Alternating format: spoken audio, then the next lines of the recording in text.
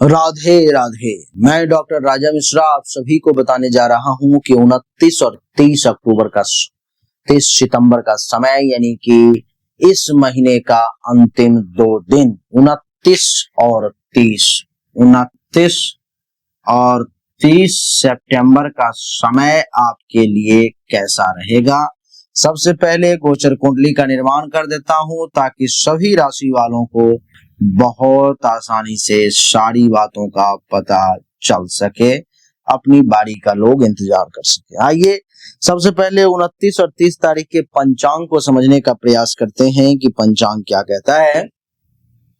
29 तारीख को सप्तमी तिथि है, मूल नक्षत्र है, सोमवार का दिन है, चंद्रमा धनु राशि में है। शुभ समय की अगर मैं बात करूं तो 11:47 AM से 12:35 PM तक का अभिजीत मुहूर्त है। राहु काल 7:42 AM से 9:12 AM तक का है और दिशा शूल पूर्व दिशा की तरफ है। 30 तारीख को अष्टमी तिथि है, मूल नक्षत्र है, चंद्रमा धनु राशि में है, शुभ समय 11:47 AM से 12:34 PM तक का है और राहु काल 3:09 PM से 4:39 PM तक का है और दिशा शूल उत्तर दिशा की तरफ है। आइए समझने का प्रयास करें प्रत्येक राशि के बारे में कि किस राशि वालों के लिए समय कैसा रहेगा। सबसे पहले मैं मेष राशि से चर्चा को आरंभ करता हूं। मेष राशि वालों के लिए चंद्रमा कुंडली के नवम भाव में है। नवम भाव में चंद्रमा का प्रवेश देवी और सज्जनों ये दर्शाता है कि मेष राशि वालों को भाग्य का साथ मिलेगा। धर्म और आध्यात्म में रुचि आपकी जागृत होगी। लंबी यात्रा के भी मेष राशि वालों के लिए योग बन रहे हैं।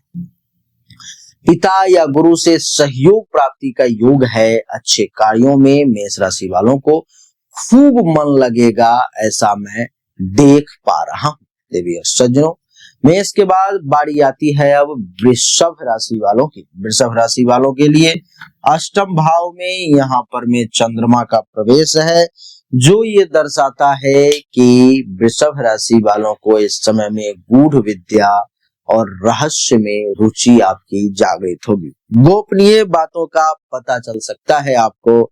आपकी जो भी गुप्त बातें हैं दूसरों की, वो आपको कुछ पता लग सकती है। स्वास्थ्य का विशेष ध्यान रखें। अचानक धन हानि या खर्च की स्थिति सामने हो सकती है। मन में चिंता या तनाव हो सकता है। आइए देवी और सज्जनों, वृषभ के बाद मिथुन राशि की चर्चा करें। मिथुन राशि वालों के लिए कुंडली के सप्तम भाव में है चंद्रमा, जो ये दर्शाता है कि मिथुन राशि वालों को सामाजिक सम्मान मिलेगा। समाज में सम्मान बढ़ेंगे। आपके जीवन साथी से भी सहयोग प्राप्ति का योग बढ़ेगा। नए लोगों से भी आपके संपर्क बढ़ने के योग है। साझेदारी से आपको लाभ मिलेगा। दाम्पत्य जीवन में भी सुख प्राप्ति का बहुत अच्छा योग है। देवी और सज्जनों, बात करूंगा अब मिथुन के बाद कर्क राशि की। कर्क राशि वालों के लिए कुंडली के छठे भाव में यहाँ पर में चंद्रमा का प्रवेश है। कुंडली के छठे भाव में बैठा हुआ चंद्रमा ये दर्शाता है कि इस समय में न्यायालय या कानूनी मामले में अगर आप जूझ रहे हो तो वहां से आपको राहत मिलने के योग जो है सो बन रहे हैं। कार्यस्थल पर मेहनत खूब करेंगे। मेहनत बढ़ने के योग है। कर्ज या उधार के मामलों पर विशेष ध्यान दें। स्वास्थ्य से संबंधित कोई छोटी समस्या, हेल्थ वाइज इशू कुछ आ सकती है। शत्रु या विरोधी आपको परेशान करने का कोशिश कर सकते हैं, लेकिन वो परास्त हो जाएंगे। बात करूंगा अब सिंह राशि की। सिंह राशि वालों के लिए कुंडली के पंचम भाव में है चंद्रमा। जो पंचम भाव में बैठा हुआ चंद्रमा ये दर्शाता है कि निवेश या शेयर बाजार से आपको लाभ मिलने के विशेष योग हैं। बुद्धि और रचनात्मकता में भी वृद्धि होगी। प्रेम संबंधों में भी प्रगाढ़ता के योग मैं देख पा रहा हूं। पढ़ाई लिखाई में अच्छा मन लगेगा आपका और संतान से भी सुख प्राप्ति के विशेष योग बन रहे हैं। सिंह के बाद बात करेंगे कन्या राशि की। कन्या राशि वालों के लिए कुंडली के चौथे भाव में है चंद्रमा, जो ये दर्शा रहा है कि घर में मांगलिक कार्य की संभावना है। मानसिक शांति और सुकून की प्राप्ति होगी। आपको वाहन या संपत्ति के कार्यों में आपको लाभ मिलेगा। माता से लाभ मिलने के योग है या उनके साथ समय आपका अच्छा बीतने का योग है। घर परिवार में सुख मिलने के योग बन रहे हैं। बात करूंगा कन्या के बाद अब तुला राशि की। तुला राशि वालों के लिए कुंडली के तीसरे भाव में है चंद्रमा, जो ये दर्शा रहा है कि मेहनत से अच्छे परिणाम आप ले लेंगे। नए कार्य में हिम्मत दिखा पाएंगे आप। छोटे छोटे यात्राओं के योग है आपके लिए। भाई बहनों का सहयोग भी प्राप्त होगा। साहस और पराक्रम में वृद्धि होगी। इस समय में आपके जो जूनियर हैं वो भी आपकी मदद करेंगे। तुला के बाद बात करूंगा वृश्चिक राशि की। वृश्चिक राशि वालों के लिए कुंडली के द्वितीय भाव में है चंद्रमा, जो ये दर्शा रहा है कि पारिवारिक जिम्मेदारियां पूरी होंगी। वाणी में आकर्षण भी बढ़ने के योग हैं। स्वादिष्ट भोजन का आनंद मिलेगा आपको। आर्थिक लाभ या धन का संग्रह भी अच्छा कर पाएंगे। परिवार में सुख प्राप्ति के योग है और बातचीत में मधुरता भी बढ़ेगी निश्चित तौर पर।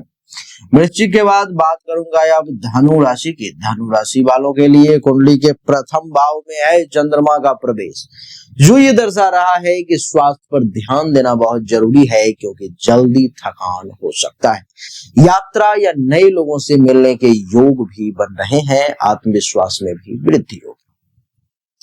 इस समय में नए काम की शुरुआत की उत्साह आपके मन में रहेगी। मन प्रसन्न रहेगा और मानसिक ऊर्जा बढ़ता हुआ प्रतीत हो रहा है। इस समय में आप कुछ ऐसे निर्णय, कुछ ऐसे डिसीजन ले सकते हैं जो आपके भविष्य के लिए, आपके परिवार के लिए अच्छे होंगे। इस समय में आपके मन से भय समाप्त हो जाएगा कि मैं ये निर्णय लूंगा तो आगे क्या होगा। कुछ संतोषजनक काम करेंगे जिससे जीवन में आपको संतोष मिलेगा।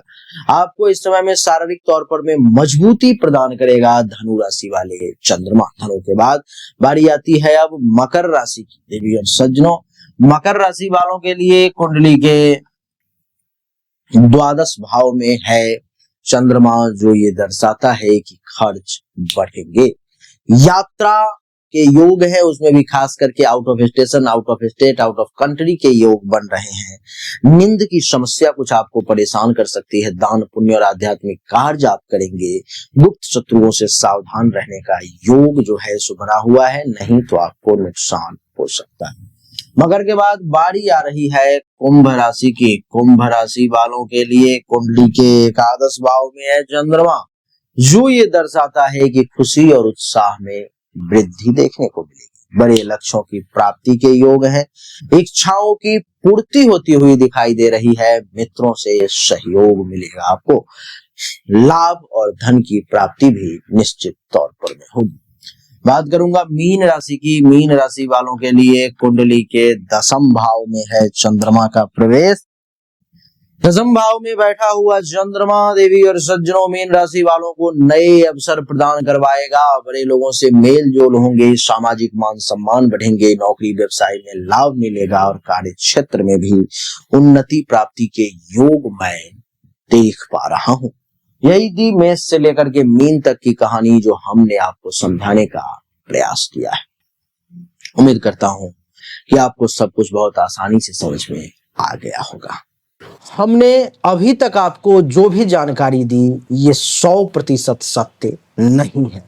फिर से सुने, 100% सत्य नहीं है। आपने बिल्कुल सही सुना है। ऐसा मैं क्यों कह रहा हूं? क्योंकि अभी तक जो हमने आपको बताया, ये एक सामान्य राशि फल है, विशेष नहीं है। विशेष जानकारी, 100% एक्यूरेट जानकारी तो आपको तभी मिल सकती है जब पर्सनली आपके जन्म कुंडली की जांच की जाए, पर्सनली आपके हाथ की रेखा को देखा जाए, तभी तो सिर्फ आपके बारे में सही जानकारी आपको प्राप्त होगी। और जब वो जानकारी प्राप्त होगी तो वो 100% एक्यूरेट होगी। आपको जानना चाहिए, अगर आपको परिश्रम ज्यादा करना पड़ रहा है लेकिन परिणाम नहीं मिल पा रहे हैं, आपको भाग्य का साथ नहीं मिल पा रहा है, जिस पोजीशन पर आपको होना चाहिए उस पोजीशन पर आपसे पहले कोई और पहुंच जा रहा है, इसका अर्थ है कि भाग्य का साथ नहीं मिल रहा है। भाग्य के देवता की स्थिति कुंडली में गलत है, उसको ठीक करने की जरूरत है। दूसरा, अगर आप बहुत परिश्रम कर रहे हो, आमदनी के कई सोर्स को तलाशने की कोशिश कर रहे हो, लेकिन आमदनी बहुत ज्यादा कर नहीं पा रहे हो, जितनी इच्छा है, जितनी कोशिश है, तो चेक करने की जरूरत है कि आमदनी के जो देवता हैं उनकी क्या स्थिति है कुंडली में, आखिर आमदनी क्यों नहीं बढ़ पा रही। अगर आप पैसा तो कमा रहे हो लेकिन बचत नहीं कर पा रहे हो, लाख प्रयास करते हो लेकिन फिर भी कितना भी पैसा कमा लूं, कितनी भी कोशिश कर लूं, बचत नहीं हो पा रहा है, तो आपको चेक करने की जरूरत है कि जन्म कुंडली में जो धन धान्य संपत्ति के बचत की देवता हैं, जो बैंक बैलेंस के देवता हैं, उनकी क्या स्थिति है, क्यों ऐसा हो पा रहा है। लेकिन इन सब को चेक करने के लिए पर्सनल आपकी जन्म कुंडली की जांच करनी पड़ेगी, तभी जाकर के वो पता लग पाएगा।